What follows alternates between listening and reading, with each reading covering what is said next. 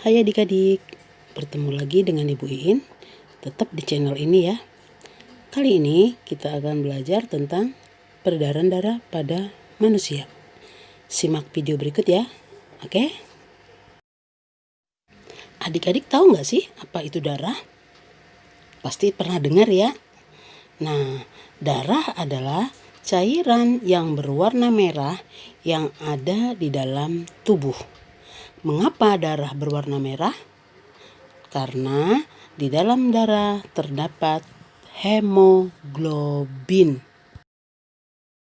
Nah, karena ada zat hemoglobin ini, sehingga darah berfungsi untuk mengangkut oksigen dan karbon dioksida. Tentu adik-adik masih ingat kan waktu kita belajar pernapasan? Di sana kita sebutkan oksigen dan karbon dioksida. Inilah hubungan antara pernapasan dengan peredaran darah. Satu lagi, peredaran darah berhubungan dengan sistem pencernaan, sehingga fungsi dari darah yaitu mengangkut sari-sari makanan. Jadi, jika diambil kesimpulan, fungsi darah adalah mengangkut oksigen dan karbon dioksida, mengangkut sari-sari makanan, dan menjaga keseimbangan tubuh.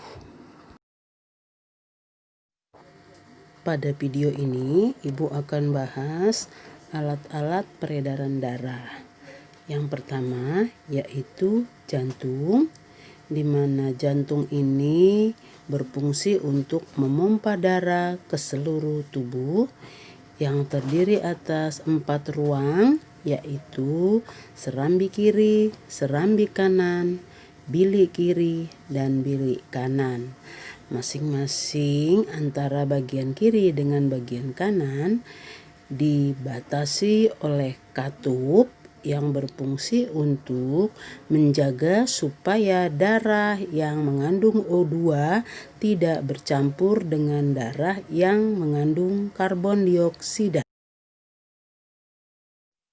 Nah, adik-adik harus tahu ya, darah bersih itu adalah darah yang kaya akan oksigen, sedangkan darah kotor adalah darah yang kaya akan karbon dioksida. Alat peredaran darah yang kedua yaitu pembuluh darah. Pembuluh darah ini dibedakan atas 2, yaitu pembuluh nadi atau sering disebut dengan arteri yang berfungsi untuk membawa darah keluar dari jantung menuju ke seluruh tubuh, dan darah yang dibawa ini merupakan darah bersih. Kemudian pembuluh vena atau pembuluh balik. Fungsinya membawa darah dari seluruh tubuh kembali ke jantung karena darah tersebut berisi karbon dioksida. Pembuluh nadi yang besar disebut dengan aorta. Sedangkan pembuluh darah yang kecil disebut dengan pembuluh kapiler. Nah, sekarang siapa di antara adik-adik yang bisa menghubungkan antara pernapasan dengan peredaran darah? Oke, dengarkan Ibu ya. Hubungan antara pernapasan dengan peredaran darah adalah paru-paru sebagai penyuplai oksigen, kemudian oksigennya nanti dibawa oleh darah ke seluruh tubuh, kemudian terjadi oksidasi biologi.